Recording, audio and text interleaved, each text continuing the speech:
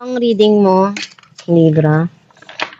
Welcome back to our channel. Naway nasa mabuti kayong kalagayan while watching the channel. This is a general reading. Kayo nang balang magpalit-palit na situation nyo sa reading ko.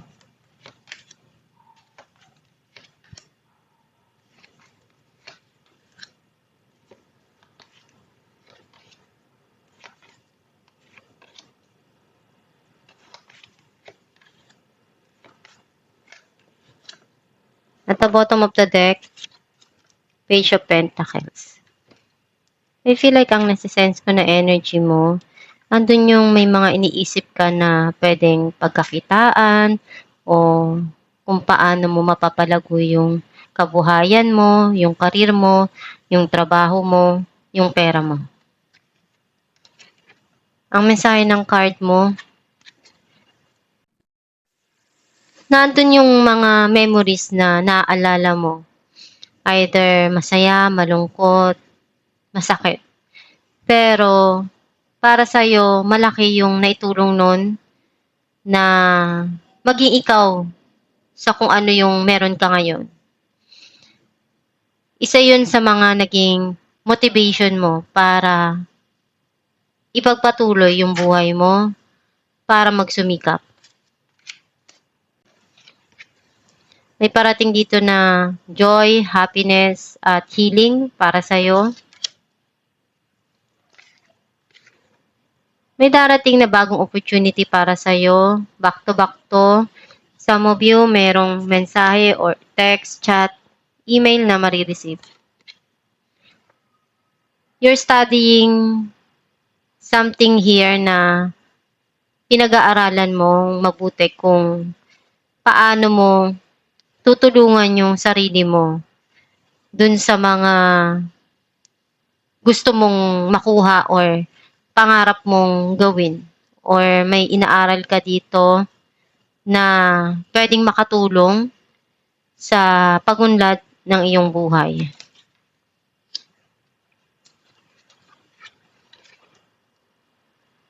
Nakita ko na merong darating na offer para sa'yo. Some of you, may mga desisyon ka dito na pinag-iisipan ng maigi.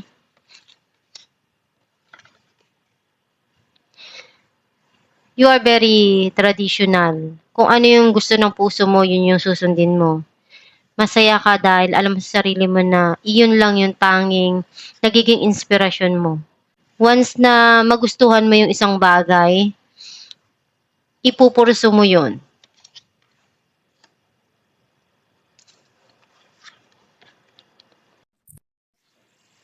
Nakita ko na meron kang kailangan ditong harapin na desisyon na kailangan mong gawa ng paraan or pag-aralan kung ano yung pwede mong magawa dito na way para makatulong sa pinagdadaanan mo or malagpasan yung mga pagsubok na dumarating sa buhay mo.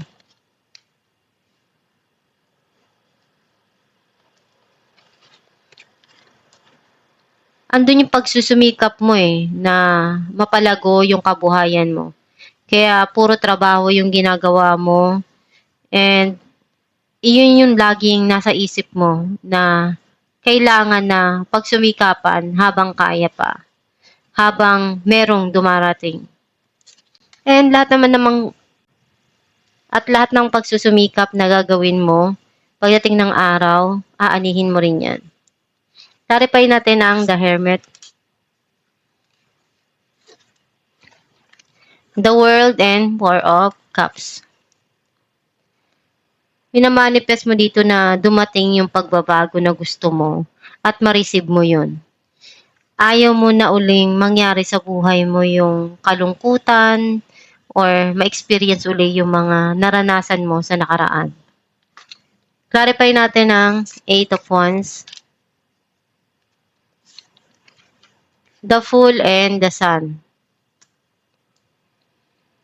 Meron ditong opportunity na darating sa'yo na sisimulan mo at magiging masaya ka Unti-unti rin na magiging okay yung mga dumarating sa'yo. Clarify natin ang Four of Cups, the High Priestess, and Five of Swords. Andun yung may mga tinatago ka sa sarili mo na gusto mong baguhin sa buhay mo na pinagsisihan mo dati. Clarify natin ang Judgment. Four of Swords and Four of Wands. You want to enjoy life. Gusto mong magkaroon ng time para sa sarili mo, mag-relax, and enjoy lang yung buhay. Clarify natin ang the Sun. Queen of Pentacles and the Star. May pinagdarasal ka dito na gusto mong makuha. Ginagawa mo yung makakaya mo. Binibigay mo lahat ng effort na kailangan doon. And nakikita ko na one day, kung ano yung pinaghirapan mong yan, masusuklian din yan. And sa mo pinakita ko dito na may darating na prosperity. Clarify natin ang Page of Swords. Two of Cups and Ten of Pentacles. Andun yung abundance na darating para sa'yo, especially sa pag-ibig, pagmamahal na sobrang nag-uumapaw. Some of you pwedeng financial, nagiging maganda yung pasok ng pera, ng trabaho, ng career.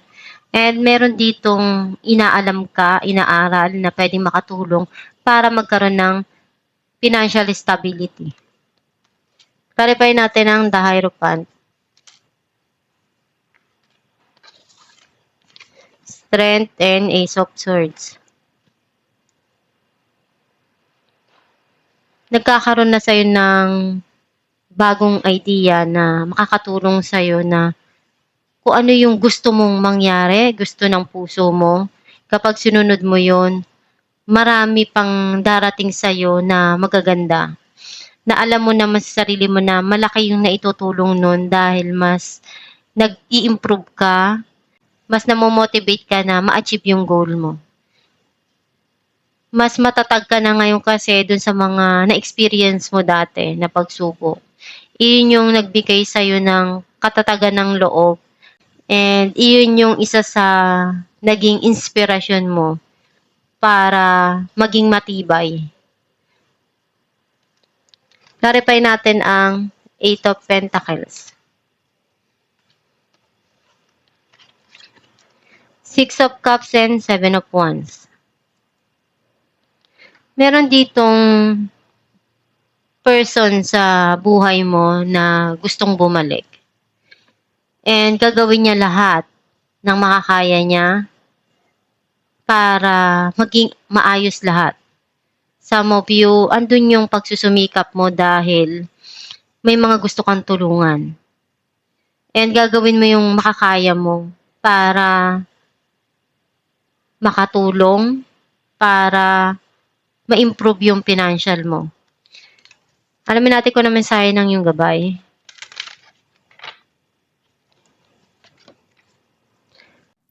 Creative project. Your soul longs to express itself in creative ways.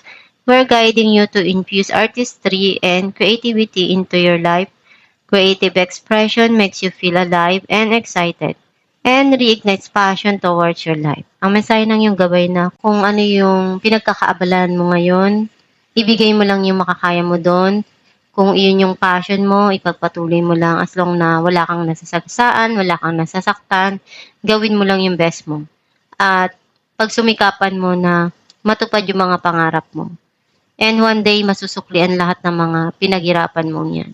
Basta magdasal ka lang palagi na ibigay sa'yo yung mga gusto mo, yung mga pangarap mo, and andyan naman ang Diyos Ama para tulungan ka sa mga pangarap mo sa buhay.